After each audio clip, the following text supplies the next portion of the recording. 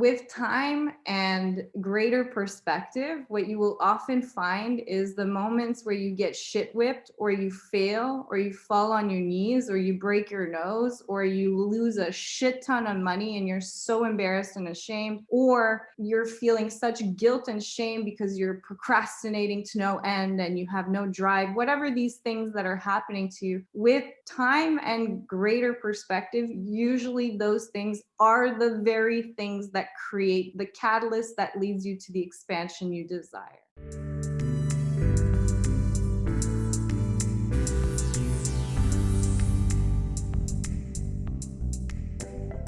Hi, everybody. Welcome to another episode of Social PR Secrets. My name is Lisa Beyer, and I will be your host. Today's guest, I want to welcome Cat Howell. She is one of my all-time favorite female disruptors. She's an agency owner. She's an entrepreneur. She's based in Auckland, New Zealand, and she runs one of the world's largest, actually the world's largest, Facebook advertising Facebook groups called Ad Hacks.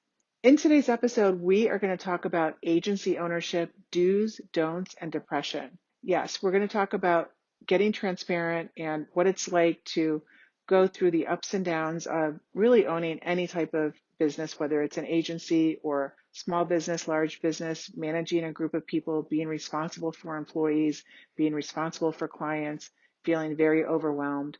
We get real in this episode. And this episode is relevant whether you're an agency owner, you might work for an agency, you might work with an agency, or you might know somebody that's going through some of these same struggles and you can apply it to your life, your business life, or maybe help out a friend by getting some of this advice that we talk about. So let's welcome Cat Howell, and I hope you enjoy this conversation as much as I did. Namaste.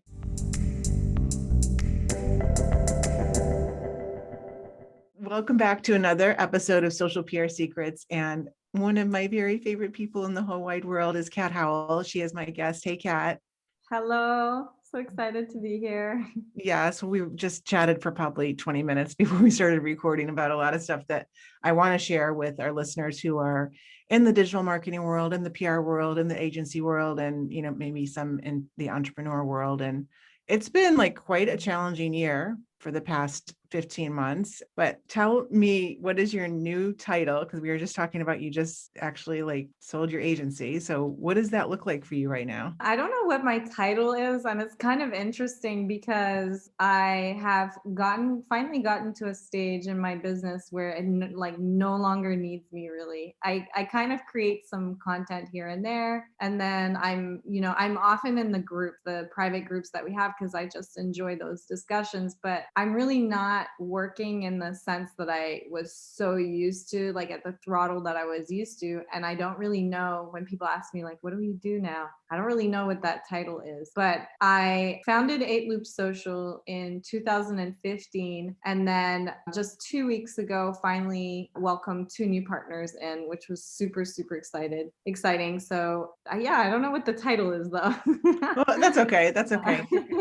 So just a little bit about your background. So you're located in New Zealand, and we met through Baby Bathwater, mastermind that we're both part of. But I just was so impressed with how you grew the Facebook ads group to, isn't it the largest Facebook advertising group in the world right now? And really Yeah, for sure. Yeah. So can you tell us about like how you started 8 Loop and kind of like the journey of where you are today? Yeah, sure. So I started off like most people in the industry as freelancers, and just initially sort of learning as I went. It was the digital marketing space. Everything was so new and fresh. And then pivoting eventually into the Facebook advertising niche, which at the time was just starting. Like it was pretty novice type of advertising. And then I ended up, anyways, going through a lot of highs and lows, face planting, all the normal stuff, and trying to grow a startup. And finally managed to crack a system for myself, and then grew 8 Loop. And then that went on to start training agency owners and working with the community of digital marketers and offering training programs and support networks and then events and all that stuff. And yeah, that's sort of the journey, I guess, like high level. In between that, there has been so many highs and lows. And we were just talking about how even even myself, like 2 years ago, that kind of, I had hit sort of a burnout stage in my business and had realized that I was sort of seeking new challenges. And that led to a lot of growth pains. I almost went completely bankrupt, almost lost the entire business at that stage. But thankfully, it also forced me to really look at the agency and the business and how it was structured. And it was so reliant on me. The entire lifespan of my business, I believed, I know now that that was not necessarily true, but I believed that my business was me and it needed me to survive. And that kind of kept me trapped by it. It was sort of a catch 22. So getting out of that was a painful process, but also one of the most exciting and liberating things that I've done. Yeah. You mentioned process a lot, maybe 2 or 3 times when you were just Oh, talking. Yeah. And I think that that is a super important word for any business owner, or, even if you're looking to work somewhere, people want to know, is there a process? Do you have a process? Do you have an onboarding process? Do you have this process, that process? And really, really to survive today, processes are critical to really scale and survive. So what are some processes? Like you said, you created, I think you said, a personal process for yourself. What are some of those that you could share that you think worked or even didn't work? well, at the agency level, there's definitely a couple. Well, here's in a nutshell, the most important thing to remember with your agency is that if you cannot replicate the service and the outcomes that clients are getting, then you're probably working outside of some kind of scope, which is putting your whole team or yourself on a learning curve, which is going to probably drive you straight into the ground very fast or burnout. And that was a very expensive lesson that I learned. It took me a while to figure that out. At first, I was offering all sorts of services. And for example, we'd have a lot of different problems with different clients all the time. It just seemed like accounts would always have issues. And Brandon Smiths in our mastermind group made a really good point about this the other day, where he says, like, if you cannot replicate the service, like if someone can't come into your team and replicate the service and the outcome, you're probably like doing way too many things in your business. And you need to like refocus and start looking at what are the core processes that people are paying you for. Just build those first and get those purring properly. And then once you have like that outlined and that's almost systematized, where it's like so replicable with every client, then there's so much scalability available to you in your business, but it doesn't cost your mental sanity in the process, because that's a big problem. Is a lot of agencies start growing and it's like your mental bandwidth and your energy gets depleted the more clients and accounts you have, because there's more fires and more things coming to you and more problems. And that's a clear sign that you're missing some of those like core processes. You haven't focused on those enough to really empower the people that are implementing it. Personally, some of the processes that I like implemented in my personal life, which I had started to do at the beginning just when I became successful, was like really honing in on a mindfulness practice for myself. And also, I mean, yeah, it's interesting. What is the process in your personal life, right? Well, we were just talking about before we started recording, like I'm going through right now, and I have my yoga certification. I meditate every day. I don't teach yoga, but my process is I do yoga. I try to walk as much as possible. I watch my sleep score. I meditate whenever I can. And even sometimes all of those things aren't enough, or if you're really suffering, they could be just like band-aids, like a glass of wine, but a little bit healthier. But if I didn't have those processes in place, like maybe I would be like, I would have had a breakdown, or I would have like a serious health issue because of the stress I'm going through right now. So I think that, I'm sure you have processes that are helping you stay healthy on a daily basis, and they're either like enough or maybe not enough or too little, I think like when I forgot the process around mindfulness and making making that kind of a priority in my life, that's when the wheels really started to shake. And then, as we were talking about before, it's like one thing happens after another, and you keep getting like hit in the face, and it gets harder and harder to get up. It's almost like if you're a cartoon character, like your energy level starts to get like depleted and sucked, right? And then it makes the whole thing like far more difficult to come back from. But I think the key thing for me was understanding, and almost, this is going to piss off a lot of people because it's not like popular, it's not a good thing to hear, but taking radical responsibility for the shit that is happening to you. Because like with time and greater perspective, what you will often find is the moments where you get shit whipped, or you fail, or you fall on your knees, or you break your nose, or you lose a shit ton of money and you're so embarrassed and ashamed, or you're feeling such guilt and shame because you're procrastinating to no end and you have no drive, whatever these things that are happening to you. With time and greater perspective, usually those things are the very things that create the catalyst that leads you to the expansion you desire. So it's really just a matter of perspective. And I think that requires radical responsibility, because that is entirely under your control, is like how you perceive the experiences happening to you. If you perceive them as like, I'm getting shit whipped by life and it's just one thing after another, you're going to feel so drained, and it's going to be so exhausting to live life like that, because it's not your baseline. You're not supposed to feel that. You're supposed to feel good and abundant and successful and joyful. We know this because it feels good. So when your nervous system is telling you, I don't feel good, it's because your perspective or these stories or beliefs or shame that you're living out is in fact, you need to change those around. And that's the hard thing, right? Because you can do yoga, you can do meditation retreats. I did hypnotherapy, I did Reiki, I did therapy, like psycho. I did everything. And I spent, I'm not even kidding, over like $100,000 trying to cure myself of depression. And like this perspective that my life, I was ruining my life and my life was going down the drain and it was just getting very hard. And literally the thing that fixed it was like a change in perspective. But to do that, it's like it requires you to fully trust in yourself again, that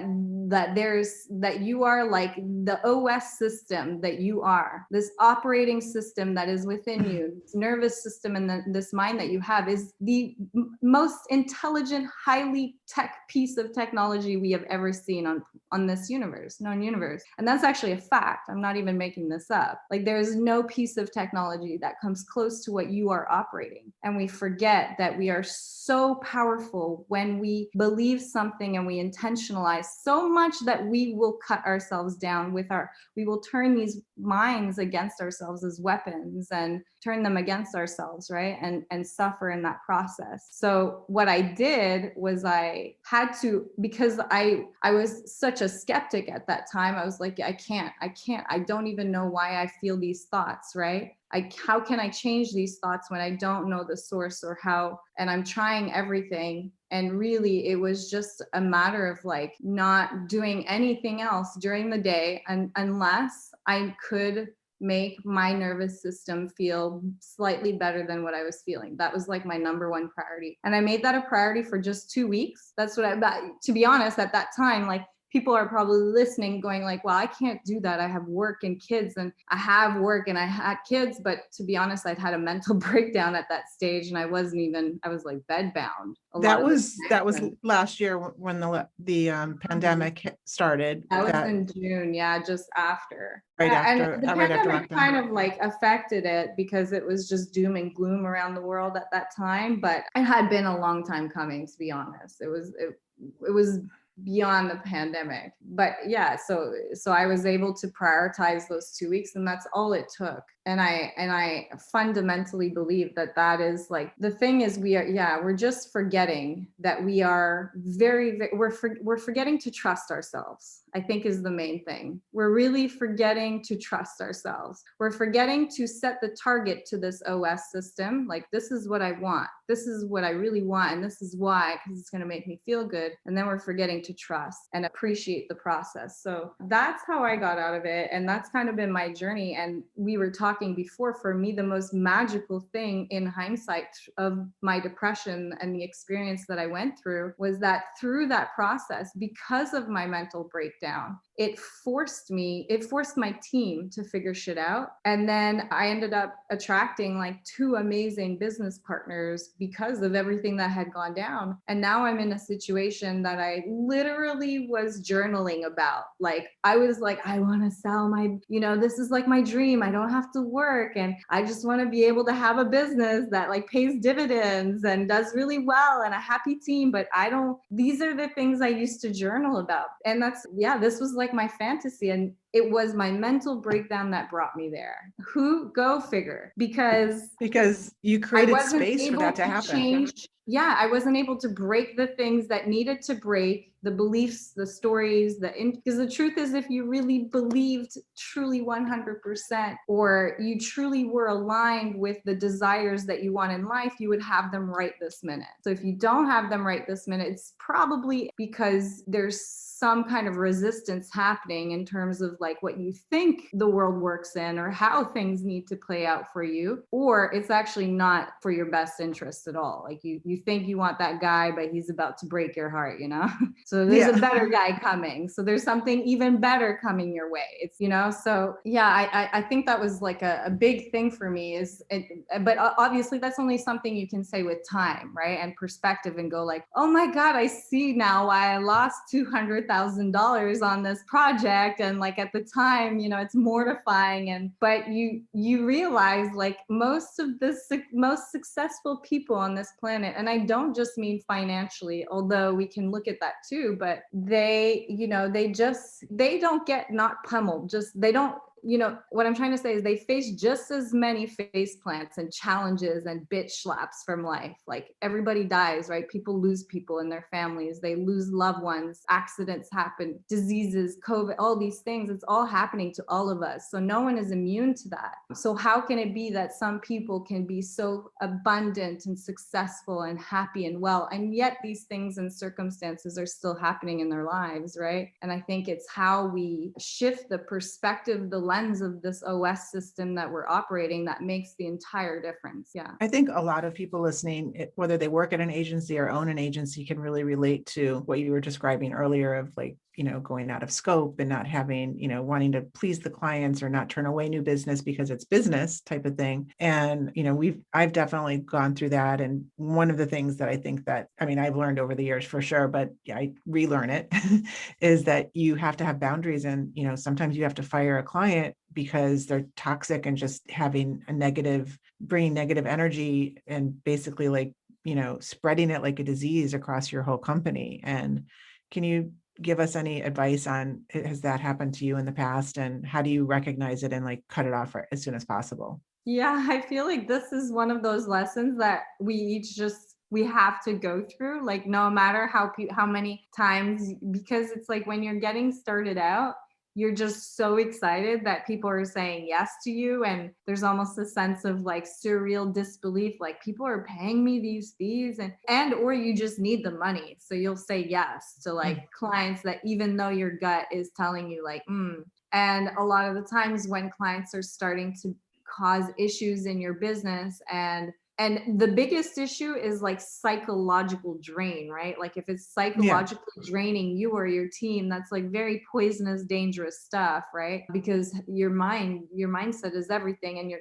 team's mindset, right? Likewise. So if a client starts draining you in that way, the desire to keep them on board is usually attached with like a fear of losing that revenue, a fear of losing the income tied to that account. But what I have found found is like the moment you back your business and your team, or back, what you will energetically or whatever you will stand up for, setting boundaries for yourselves and your client base and expectations around that. Usually when you say no to that one bad client, like all of a sudden you'll find like 10 times the revenue flowing in after. Like as soon as you do that, it's usually such a beautiful like clearing of like, but yeah, it means like you're stepping into the unknown a lot. The fear of like, we're gonna fire this client now and we're gonna lose $10,000 or $25,000 a month in revenue, and what is that going to mean for the business and the team and all of that. But what you'll find is you were probably like, if they were a pain in the ass client, you're probably losing money on them anyways.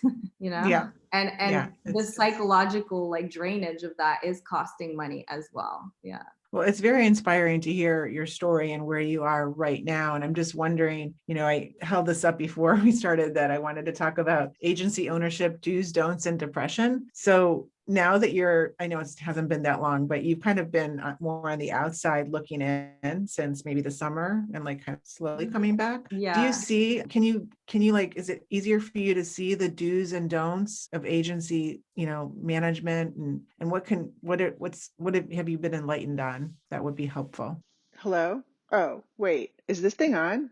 Hi, it's Lisa Beyer. I just wanted to tell you really quick, I'm launching a course called Modern PR Secrets, and I wanted you to be the first to know. You can check it out at thebuyergroup.com under resources. Now let's get back to this interview. Yeah, I think it's just like going back to the whole thing I was saying at the beginning. It's been a whole like coming home, like come to Jesus moment of like remembering how your perceptions and your beliefs and the stories you tell yourself are going to determine everything. So I think like if I look at it like on a high level now as like the do's and don'ts of running an agency, it probably all starts with like, well, where are we going at with this thing? Like be very, very clear on like what are you wanting out of your business, and what do you want your business to do for you, and what does that look like? And because failing to do that, I think just gets you like stuck in the business that you're in. But the good thing is like the agency space is like really booming right now. The common like do's and don'ts is like, obviously, if you want to learn something, any kind of skill, like just find people, like even peers or groups or communities of people that will help you get to where you want, and like surround yourself. That's the easiest way to like elevate the beliefs that you have and normalize like a new way, a lot of people starting out, for example, they think like charging $2,000 a month is a lot of money. And then if you start putting them in a room where agencies are charging $30,000 a month, that person is going to naturally like shift their whole perception of what they can charge and what's possible for them. So I think that that's like the most powerful tools is like just, find support and like immerse your mind and your brain in what's possible. Find success stories, like just surround yourself with like evidence that shows that what you want is possible, because the agency space is booming. There's a lot of money to be made in this industry. It's like growing despite COVID. It's actually like on the rise. So there's really no excuse to not be able to generate money in this space. And if you're not generating money, if you're unable to get that flow, usually it's because like you're creating a bottleneck somewhere along the way. Yeah. I don't know if you went through this. I'm kind of going through it right now as I'm pulling back, similar to what you did. And it was hard because I pretty much felt like I was good at a lot of different things in the agency. So I'm good at being on the client front lines. I'm good at new business. I really love the creative side of it. I'm a writer, there are so many things that I could do. And I too was like very just in the weeds of so many different areas that I just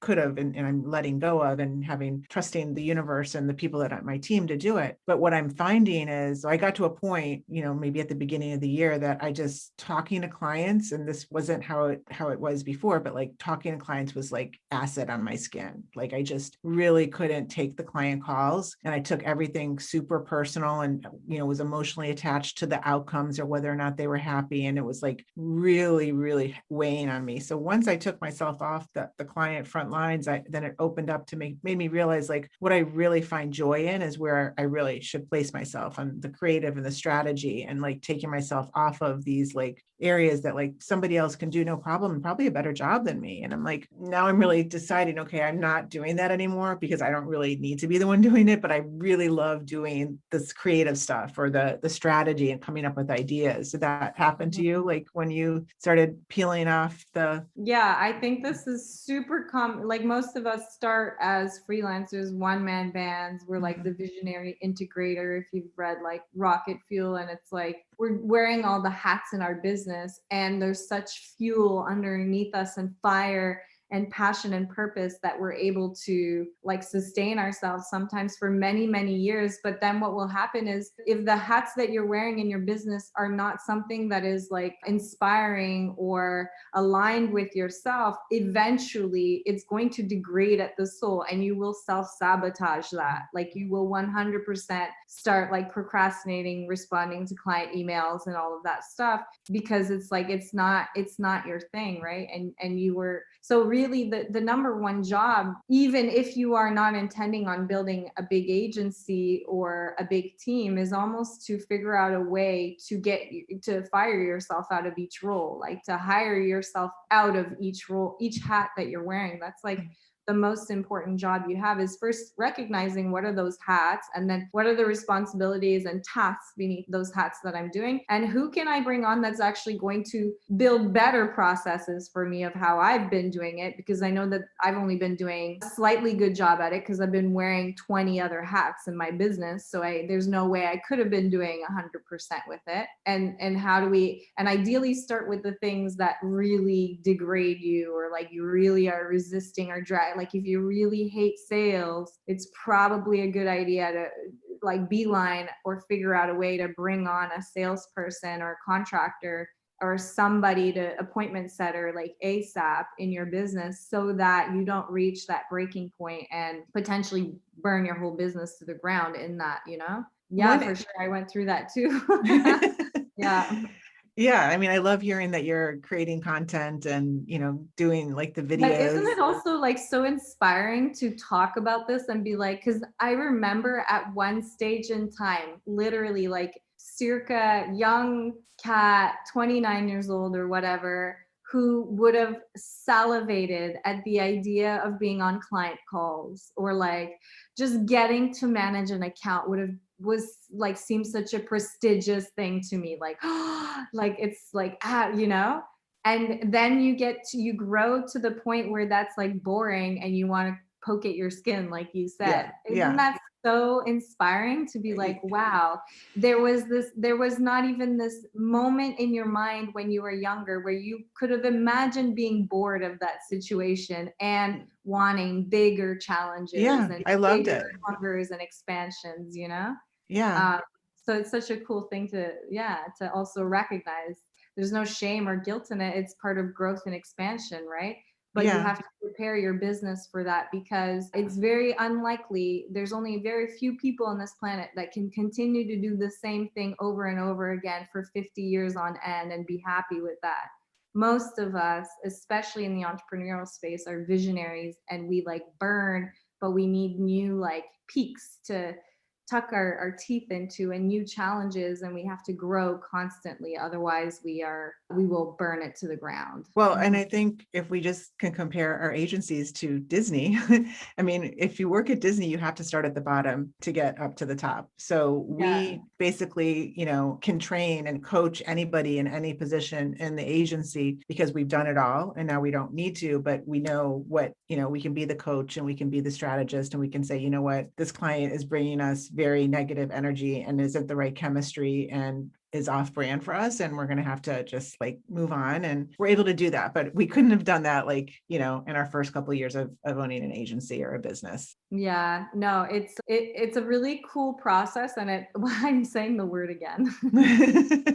It comes down to processes basically. And unfortunately, if you are that visionary personality, you are going to hate putting processes together. Like you almost have to find, like that almost has to be the first person you bring on. is Yeah, somebody who's so going true. to, or the contractors that you bring on have to create those processes for you. It has to be part of the agreement, because Yes. recognizing that is also important. A lot of visionaries can't do processes, and that's how they get stuck, wearing all the hats and thinking they're the only ones that can do it right, thinking they're the only ones that know how to do this in the whole entire world and no one could ever replace them. That's usually why, is because we're fundamentally shitty at mapping out like what we're doing, when really we're always going through a process, even if you think it's like a creative download from the universe that no one else can tap into. There's a process behind it. Yeah. That's so true. This is like a sideline angle that I just wanted to ask you about, because you do have the largest Facebook advertising group in the world, and you started it, and there you have several other groups that, I don't know, one of them I know is still active and part of the mastermind group. But what's your opinion today on Facebook groups as far as building community and being it's almost like another side business to the agency, but it's also another kind of like a funnel in some ways, right? Yeah, I think like we obviously did really well from Facebook ad hacks, and it continues to be a pretty good source of leads and business for us. So I think it's just like any other audience. I don't think it's as easy to grow a group as it was, say, like 2 or 3 years ago.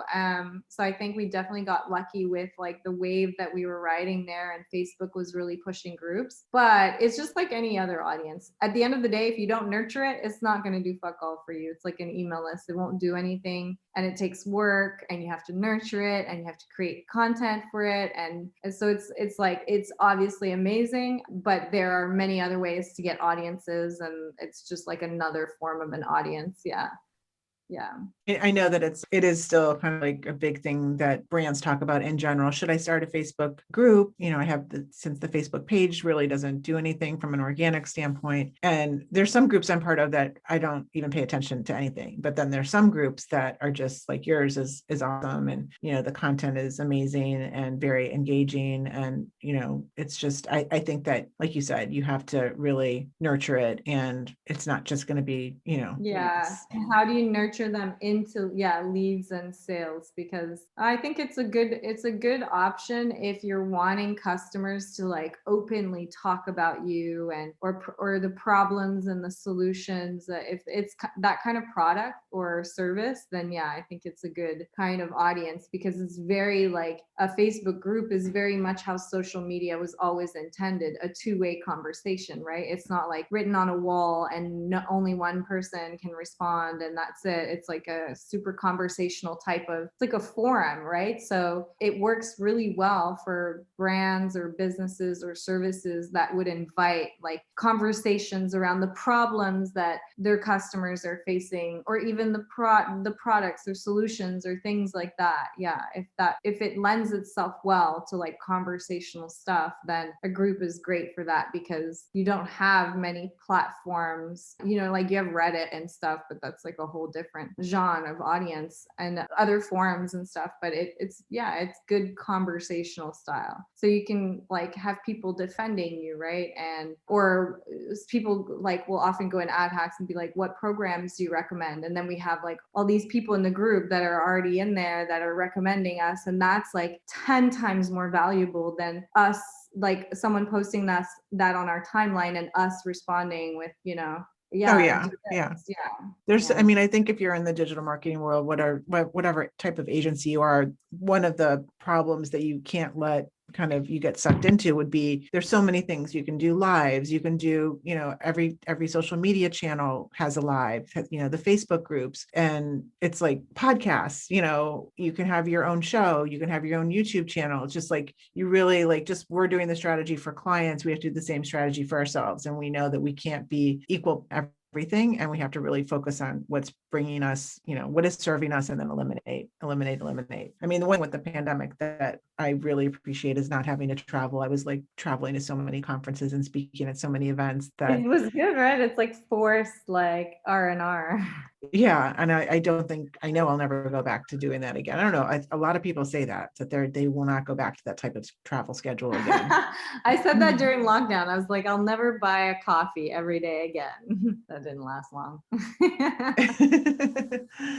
Well, Kat, I thank you so much for joining. And do you have any other last words of wisdom when it comes to tips on beating depression, whether it's a book or something to follow on Instagram or a coach or anything that comes to mind that Yeah, really. there's so many people and resources and places to turn to. You're definitely never alone if you're feeling like you are and you're feeling like there's no corner or road or option. Or I've been there and I understand like the depths that it can get to, but I've also, speaking from someone coming out of the other side of it, just push through. Like your nervous system is telling you things need to be broken, and if it feels like things are breaking, that's a great fucking sign. You're coming through the other end of it. Just focus on yourself, prioritize, reach out to support, like it is there, talk to people, find communities of people, of entrepreneurs, because it's very common in the space that we're in, especially, and it's very isolating and lonely. The risks we put ourselves in, the challenges the pressures we put ourselves under is way more than a lot of people. So it's understandable that your mind is going to sometimes be in a high tension space, and finding support and accepting and receiving and trusting yourself through the process, I think, is really important. And if you Yes, really don't have anyone to reach out to, reach out to me. Yeah. that's awesome. Where can we reach out to you on Instagram? Well, actually, no, I was going to talk to you about that. I don't know how to check my messages. Okay. So reach out on, Cat Howell on Instagram, or Cat Howell, my Facebook page. The one thing we didn't talk about real quick, just give us a recap on Theory of Her, and that it's not, you've got that going too. No pleasure spray. Yeah, that's my new challenge, is like empowering female sexual health. Theory of Her. So physical product startup by me and my sister a few years ago. And yeah, if you guys want to check that out, it's theoryofher.com, and it's just a little bit raunchy, a little bit different. Yeah. I mean, that is the trend though. I mean, it's Yeah. Advertising and raunch. Yeah. yes. Actually, that does Yes. not mix at all. No. Get banned really fast. You get your profile deleted really fast. Yeah. Unfortunately, we're probably having a hard time with those Facebook ads aren't working. They're getting disapproved. But we'll definitely check it out. Thanks, Kat, so much. And if we'll put all the links or anything that you mentioned with the groups and everything in the show notes, and really appreciate your time. Thank you for having me. Sharing.